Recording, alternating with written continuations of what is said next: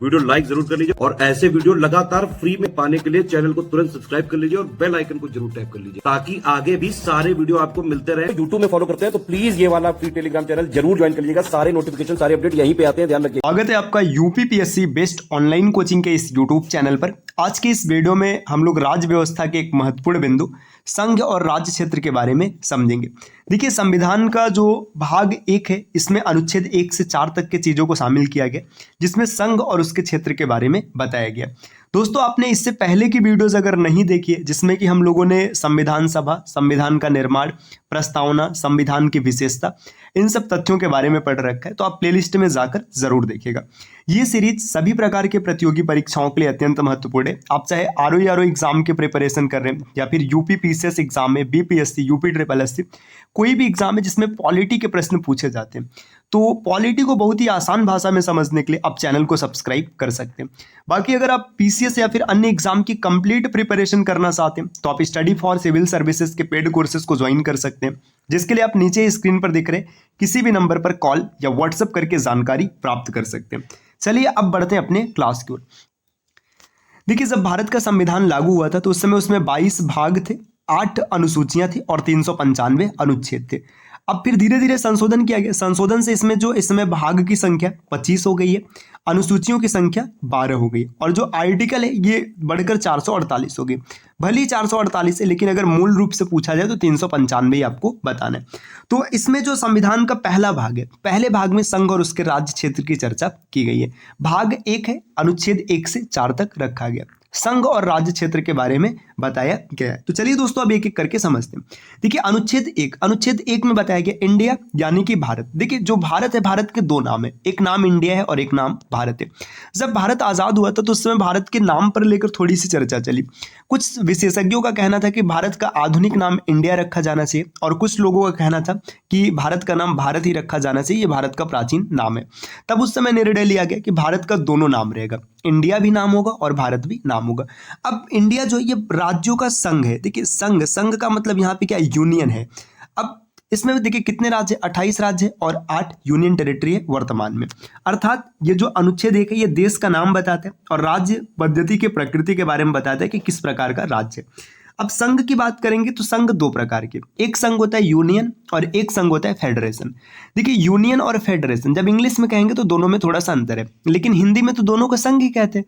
अब अंतर समझते क्या होता है, जब फेडरेशन की बात करेंगे, जैसे अमेरिका फेडरेशन है, तो इसमें क्या है, राज्यों की आपसी सहमति पर निर्मित होता है संघ। मतलब जब कभी भी राज्य, जैसे 3-4 मान लीजिए, एक राज्य ए है, एक बी है, एक सी है, एक डी है, इन सब ने आपस में सहमति बनाए और सब मिल करके एक देश का निर्माण कर रहे हैं, तो यहां पर क्या होगा, ये फेडरेशन होगा।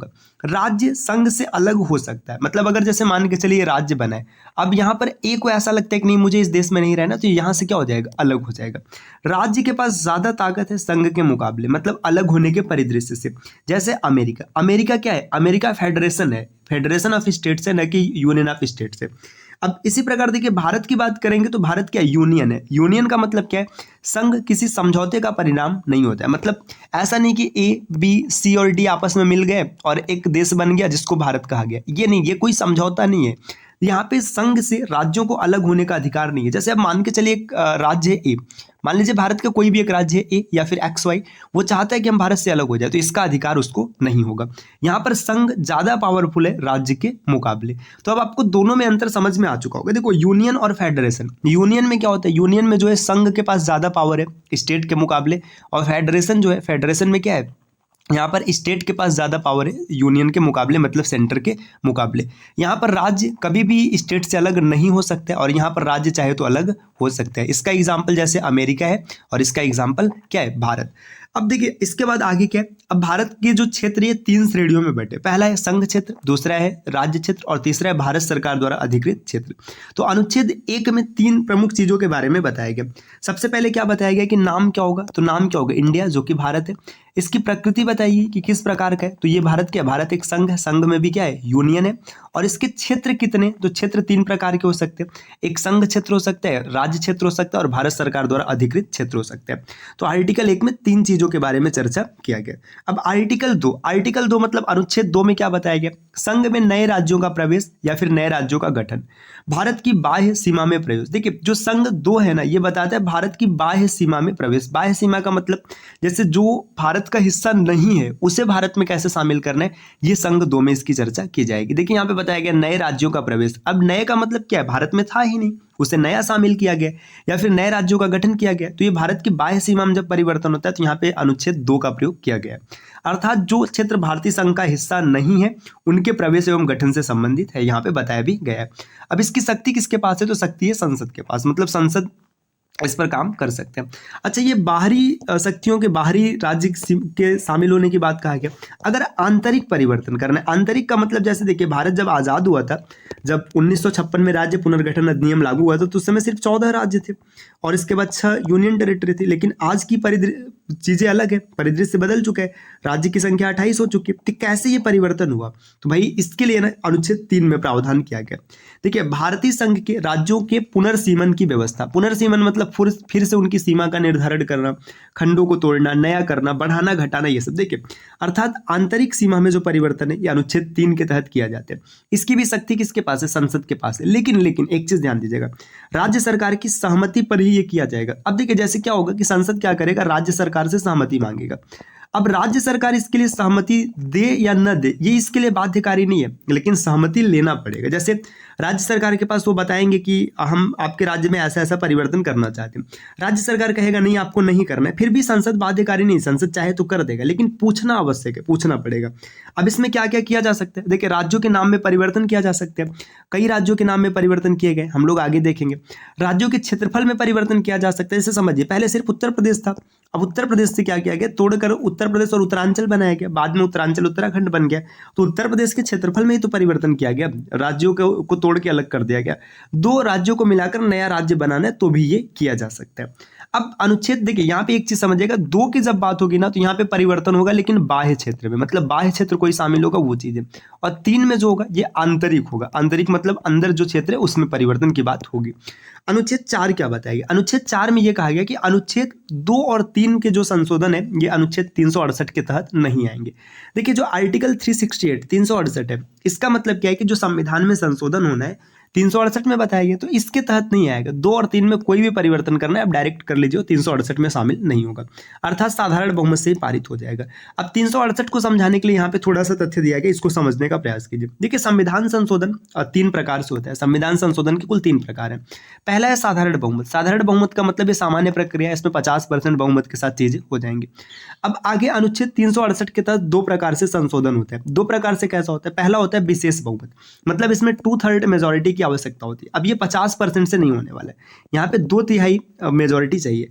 और एक है विशेष बहुमत, तो रहेगा ही रहेगा, मतलब 2/3 वाली कंडीशन तो रहेगी, और आधे से अधिक राज्य की भी इस पर सहमति होनी चाहिए। तो देखिए संविधान संशोधन 3 प्रकार के, एक है साधारण बहुमत जो 50% के साथ पारित हो जाएगा, एक है अनुच्छेद 368 के तहत 2 प्रकार से विशेष बहुमत, मतलब 2/3 की मेजोरिटी चाहिए, और विशेष बहुमत और प्लस आधे से अधिक राज्य की सहमति, तो ये 368 में संशोधन है। तो जो भाग 2 और 3 का संशोधन होगा, मतलब जो अनुच्छेद 2 और 3 का होगा, ये 368 में नहीं आएगा, यही बताया गया। आगे बढ़ते हैं, देखिए नेक्स्ट यहाँ पर आगे दिया, देखिए बेरुवारी केस, ये बड़ा फेमस केस है, आपको समझना चाहिए इसके बारे में। भारत अपना आंतरिक हिस्सा किसी राज्य को बिना संविधान संशोधन के नहीं सौंप सकते, ये चीज याद रखना। जैसे देखिए अगर भारत को अपना आंतरिक हिस्सा किसी को देना है तो इसके लिए आपको आर्टिकल 368 का प्रयोग करना पड़ेगा, संविधान संशोधन करना पड़ेगा, तब आप दे पाएंगे। ये चीज उठता है पश्चिम बंगाल का एक एरिया है बेरुवारी। देखिए यहाँ पे बेरुवारी संघ जो कि पश्चिम बंगाल में, ये पाकिस्तान को दिया जाना था, तो पाकिस्तान को दिया जाना था तो संसद के पास मुद्दा पहुंचा। तो यहाँ पे जब ये पहुंचा वहां पे तो कोर्ट ने डिसीजन क्या दिया कि भाई ये चीज ना बिना संविधान संशोधन के नहीं किया जा सकता है, तो 9वां संविधान संशोधन किया गया और बेरुवारी का क्षेत्र पाकिस्तान को दिया गया। इसी प्रकार अभी आप देख सकते हैं लेटेस्ट, मतलब 6वां संविधान संशोधन किया गया 1 अगस्त 2015 को, ये भारत और बांग्लादेश के बीच भूमि परिवर्तन किया गया। तो दोस्तों ये संविधान का अनुच्छेद 1 से लेकर 4 तक रहा, जिसमें हम लोगों ने भाग 1 के बारे में कंप्लीट चर्चा किया। अब भाग 1 के बारे में पढ़ रहे, संघ और राज्य क्षेत्रों के बारे में पढ़ रहे, तो भारत में जो राज्य बने, जो यूटीज बने, ये कैसे बने, इसके बारे में हम लोग दूसरे क्लास में डिस्कशन करेंगे, जिसमें हम लोग कंप्लीट देखेंगे कि आज़ादी के पहले का परिदृश्य क्या था, जब भारत आज़ाद नहीं हुआ था तो तब चीज़ें कैसी थी, आज़ादी के समय कैसा परिदृश्य बना, फिर आज़ादी के बाद क्या स्थिति बनी, इसके बाद जो राज्य पुनर्गठन अधिनियम 1 नवंबर 1956 बना, ये कहाँ से है, विशेष कौन कौन सी कमेटी का गठन किया गया, क्या परिदृश्य, सबको हम लोग एक एक करके समझेंगे अगले वीडियो में। तो क्लास कैसी लगी दोस्तों, कमेंट करके ज़रूर बताना यार, आपके कमेंट से थोड़ा मोटिवेशन आता है और अंदर से मतलब फीलिंग आती है कुछ और बेहतर किया जाए। और बाकी अगर आप कंप्लीट प्रिपरेशन करना चाहते हैं आरओ जैसे एग्जाम के, यूपी पीसीएस हो गया, बीपीएससी हो गया, यूपी ट्रिपल एससी, एसएससी, कोई भी एग्जाम है, तो आप स्टडी फॉर सिविल सर्विसेज के पेड कोर्सेज को ज्वाइन कर सकते हैं, जिसके लिए नीचे स्क्रीन पर दिख रहे हैं किसी भी नंबर पर आप कॉल या व्हाट्सएप करके जानकारी प्राप्त कर सकते हैं। मिलते हैं आपसे नेक्स्ट वीडियो में कुछ नई इन्फॉर्मेशन के साथ, तब तक के लिए नमस्कार।